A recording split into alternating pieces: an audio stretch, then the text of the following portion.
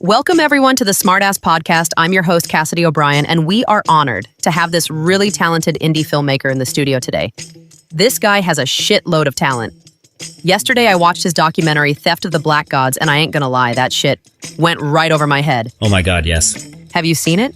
Yeah, I've actually seen the documentary twice, and the first watch I was like, wait, what? Yeah. Then I watched it again with Troy, and Troy was trying to explain it to me because he's like into that type of stuff. Okay. And Troy knows all the history of the superheroes, and I was like, just stop.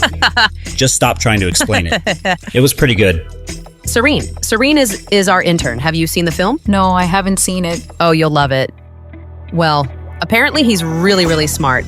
And so thank you, Mr. Asshole Filmmaker, for making a girl feel completely inadequate. Thank you so much. Well, I guess we should introduce him, right? Yeah, it might be a good idea while he's sitting here. Oh, you're such a smart ass. Our guest is an indie filmmaker who has produced and directed a ton of documentary films that are streaming on popular platforms like Prime Video, Tubi, Apple TV, Roku, Hulu, etc. He tackles the hard to discuss topics like racism, religion, and politics, which happens to be all the classic stuff that most of us are scared shitless to talk about. This guy is truly fearless, and he's smart and witty, and just an all-around nice guy. Please welcome Abassi Okoro. Thank you. Welcome. I finally made it to the Smartass Podcast. This is so amazing. Well, we are honored to have you on the podcast. Thank you so much. You are a legitimate badass, I gotta tell you. Oh, come on. Serious business. So how you doing? I'm doing well, you know. I'm here, and honestly, this show was on my list. And, when I heard that you guys were interested in having me as a guest, and like I said, I've been wanting to do this show for a while, I just jumped at the opportunity. And so, I really, really appreciate you guys having me here. Well, I think if you're brave enough to come on this podcast and possibly ruin your career, then you must love living life on the edge, because this is a complete shit show. Yeah, it's great. Let me ask you this question. Okay. If you had this choice 20 years ago, right? Doing what you're doing now or $10 million, which would you choose? Doing what I'm doing now or $10 million? So I'm assuming that if I choose the 10 million, then I can't do what I'm doing now? Well, shit. Okay, let's say you choose the 10 million and you don't do what you're doing now. You know what? I'd skip the 10 million and I'd do what I'm doing now. Because if I choose the 10 million, then I can never do what I'm doing now. But if I skip the 10 million, right? I do what I'm doing now, and I still have the capacity and the opportunity to make $10 million. Smarty pants. Yeah. This is like her one qualifying question. Yeah, I ask that question to everyone who comes onto the show. Okay, so then let me ask you the same question. What you're doing now or $10 million? Depends on which one of my jobs you're talking about. What's your other job?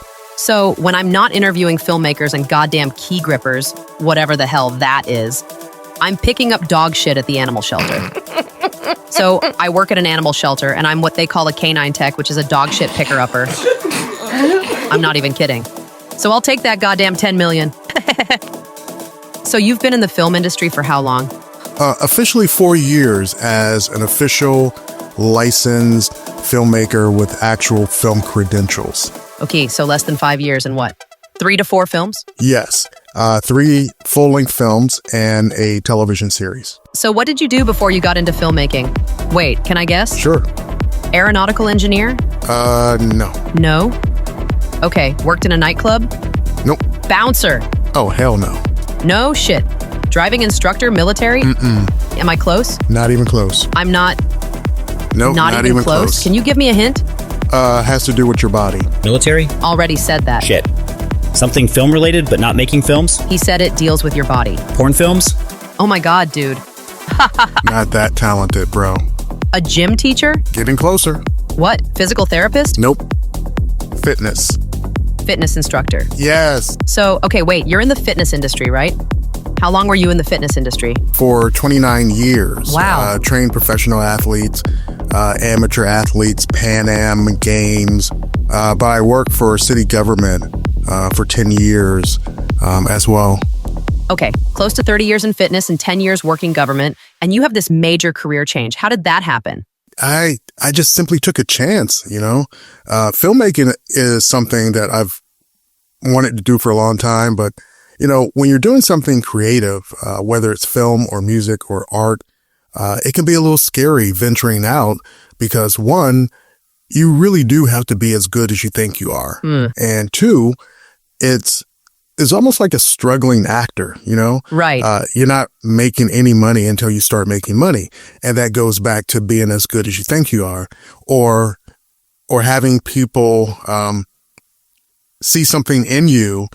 And I mean, in all honesty, you can't be a successful, talented individual and a normal 9-to-5 dude at the same time. You just can't. Yeah. You know, you can't be a successful filmmaker 3 days a week and then, you know, work at the Winn-Dixie, you know, for instance, the other 4 days of the week. So I took that leap. So basically, you wake up one morning and you say to yourself, this is some straight up bullshit. I'm way too talented for this shit, and I should be over here making boatloads of cash, right? Give or take? Yeah, that's pretty much what happened, and almost to the letter what I said to myself before I put in my resignation. So I want to get back to this amazing but highly intellectual film, Theft of the Black Gods. Like I said, I watched this film, and maybe it's me, man, but I went online to Google a lot of the things you were talking about, and I felt even more dumb because what you were saying, I was seeing a lot of other people talking about how you were able to break down these crazy concepts. And now these people are sounding uber smart. And I was like, holy shit, what is everyone talking about? Let me ask you this. Do you have to be at a certain level of knowledge to understand this film? Yes and no. So it's like watching a football game for the first time, right? Right. You understand the concept of the game, but you might not know all the rules and why certain things are the way they are. So I do believe that you need to have a baseline working knowledge of the concepts that makes up the overall narrative. So you should know some basic theology and some basic history and some basic knowledge of pop culture.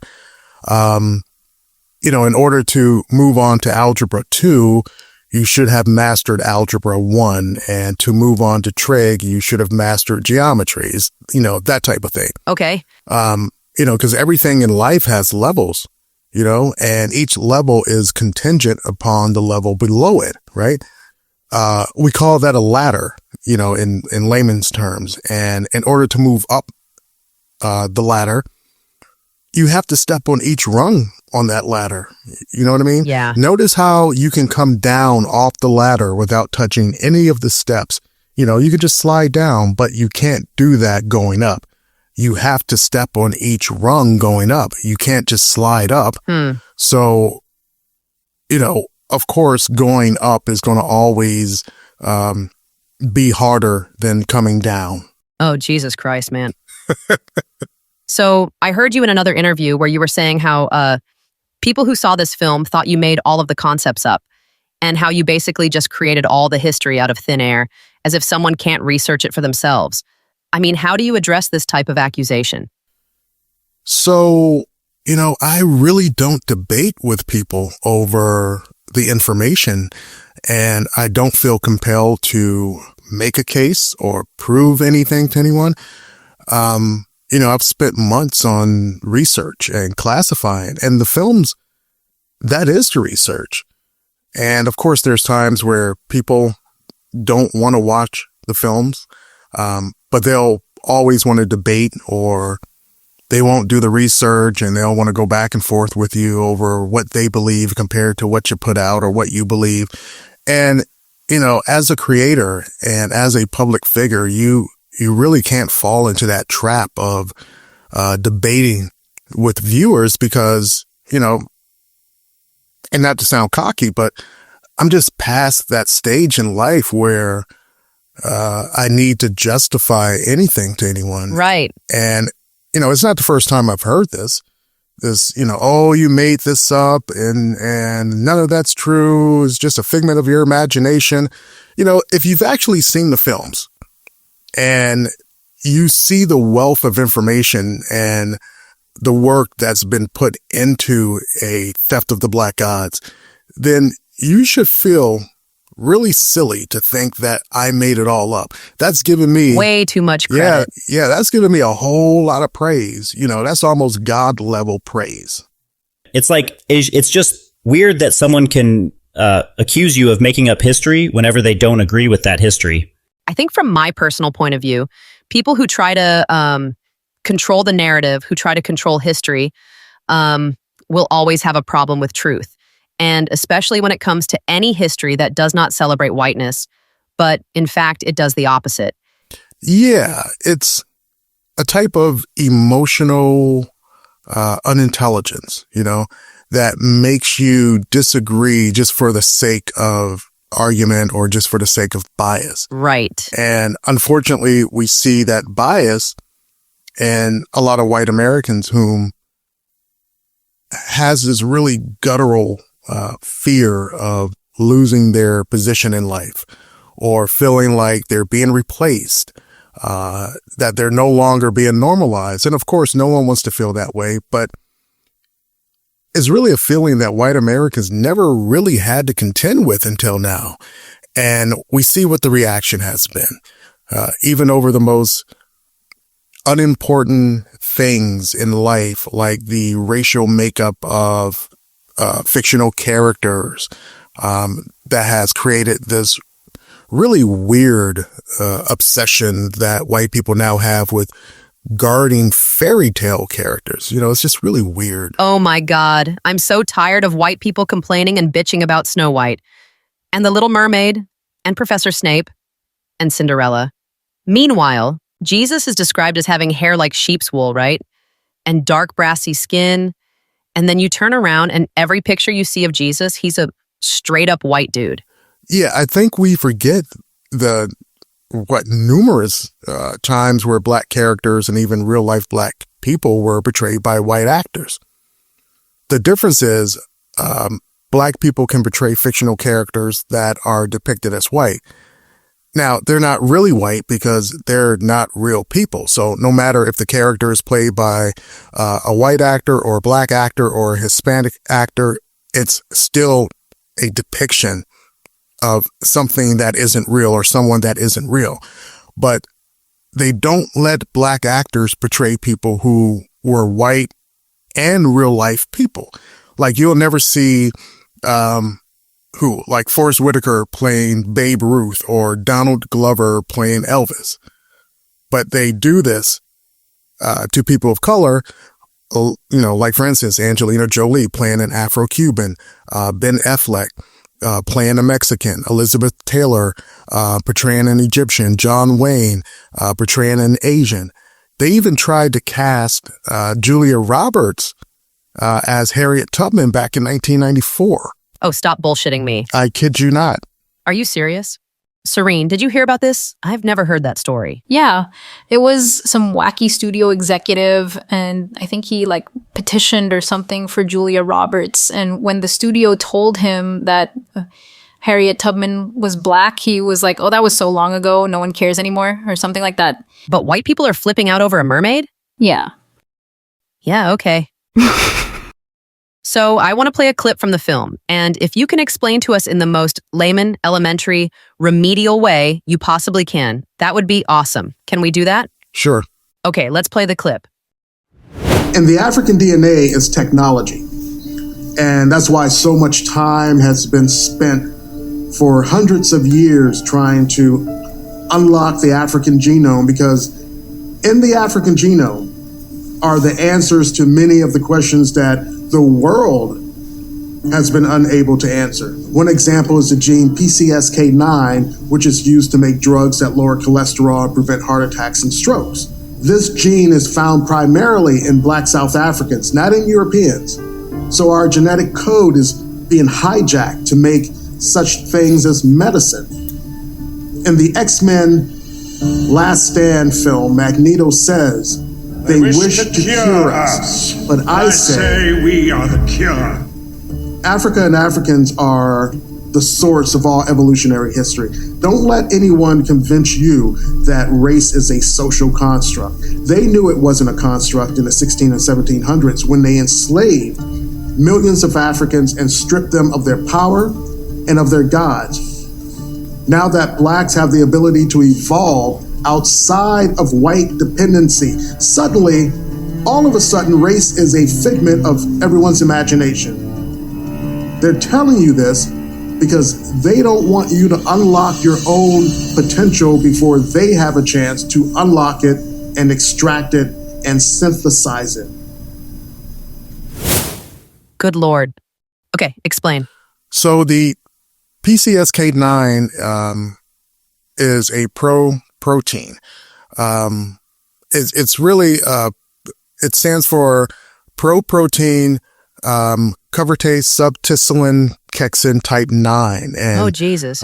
what that is, it's an enzyme and one of the 9 members of the proprotein family of proteins that activate other similar proteins. And I can tell that you have absolutely no idea what I'm talking about. Not a damn clue.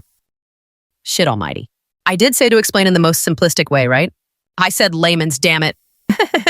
Okay, so in layman's terms, the gene basically provides the blueprint for making protein that regulates cholesterol in the blood and has the highest concentration in African populations. Science has found a way to isolate the genome and synthesize it to manufacture medication to lower cholesterol in Caucasian people, since the gene is virtually non-existent in white people. Got it. So you guys have this thing in your genes that can be extracted and used for functions like medical purposes and curing cancer, and what else? Lowering blood pressure, increasing metabolism, and pH management. I feel like everyone except white people have like special super shit in their genetics. Let's ask Serene. Serene, do Mexican people have super shit in their DNA? I don't know. Maybe we have tagine in our DNA. You have what? Tagine. Oh my God, you don't know what tagine is? What the hell is that? It's like a spice that we use that's made from chili peppers and dried limes. And we put that shit on everything. Oh, wait. Oh, yeah. That's the stuff you see on mangoes, right? Yeah. Oh, that's tasty shit right there. But it's still not superpower stuff like what's on the film. So, Abassi, Yes. with what you just said in the film, you got to know that this sounds so crazy to white people, right? Yeah, everything that isn't white sounds crazy to white people, I guess. True that. But I think that's the whole point, right? These are things that white people don't know. And when, everything that isn't revolving around white people, it always sounds crazy. 2, white people. Right. So like, if I say that blue eyes are inferior to brown eyes, of course that sounds crazy to people with blue eyes. Yeah. So basically, there's this idea, right, or this narrative or this truth or whatever, and it makes me feel a certain way as a white person or as a black person or whatever, and I don't like how it's making me feel. Therefore, it's bullshit. And the person who's making me feel this way, well, now that person is batshit crazy for even saying it. Does that sound like a common representation of the criticism for this film? It's very common. For a long time, white feelings have been weaponized. For instance, if I say something that someone white doesn't like, especially a white woman, then I'm the villain. If I say something that a white man doesn't like, then I'm the arrogant, uppity black guy. But, but in all fairness, it's not just white people. All of us weaponize our feelings and, we move in to protect our biases. And it's really an illogical approach to life. And I think that's what makes us more like Walking Dead, or zombies. And it's this inability to reconcile our belief system and truly understand what's real and what's an illusion. And ladies and gentlemen, just when you thought it couldn't get any crazier, you just finished Theft of the Black Gods, the television series. Yeah, we have season 1 of Theft of the Black Gods Decoded. It's 7 full episodes. So it's like, close to 7 hours. Imagine watching a 7-hour movie. But with, different chapters, and each chapter, tackles a particular supervillain, and it dissects, his or her origin and the science and the metaphysics and the, religion around that character. Who are some of the characters? Yeah, we have an episode, which is a 2-part episode dealing with Thanos. We have the Joker, which is one of my favorite episodes, Killmonger, from Black Panther. The Wicked Witch of the West. No way. From The Wizard of Oz. Darth Vader, Agent Smith. That sounds insane. Is it like the film, or is it going to make me feel even less of an intellectual? Because I personally think I'm pretty damn smart, but goddamn, dude.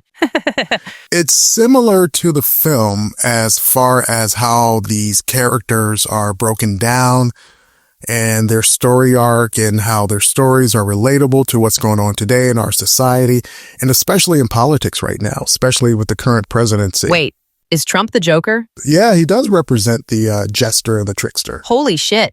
See, I am smart. So when is that being released? It's an aggregation right now, and we're looking for it to be released hopefully by May or between early June and July. On Amazon Prime and a few other streaming platforms. And you have another major film coming out next year, and you're working on the script for a horror film? Yeah, we have a social documentary that we just started casting for called Ms., short for Miscegenation. And that's going to be a brutal, honest look at interracial marriage from, both sides of the perspective. And it's going to really delve deep into a lot of the misconceptions surrounding mixed couples and destroy a lot of these really race-centric concepts that affects areas like religion and science and genetics. Cool. And what about the horror flick? Yeah, we just started conceptualizing the horror film, and we have a direction that we want to go in, but we haven't really started scripting yet, but it will be a psychological horror. Psychological horror, which is? It's really a subgenre of horror, which focuses on emotional and psychological fears. For instance, Jordan Peele does a lot of psychological horror as opposed to slasher horror or demon horror. Wait, let me ask you a question. Does the black guy die first, or have we finally evolved from that bullshit? The black guy does not die first. Woo-hoo! Give it up, everyone. The black guy does not die first. He dies second. Oh, shit. I'm just kidding. Oh my God. Our producer Jerry is over there just laughing his ass off. Wasn't that goddamn funny? Seriously. No, that's funny. You know who dies first? The dumb white bitch. Now it's the punk rock guy who dies first. Or the asshole jock. Can you tell us what it's about, or would you have to kill us after? I can tell you that it involves a very rare and old family artifact, and it gets sold to people who really have no business having their hands on this possession, and they're given clear indication from a number of people that having this item is not really a great idea, might even be bad for their health. But,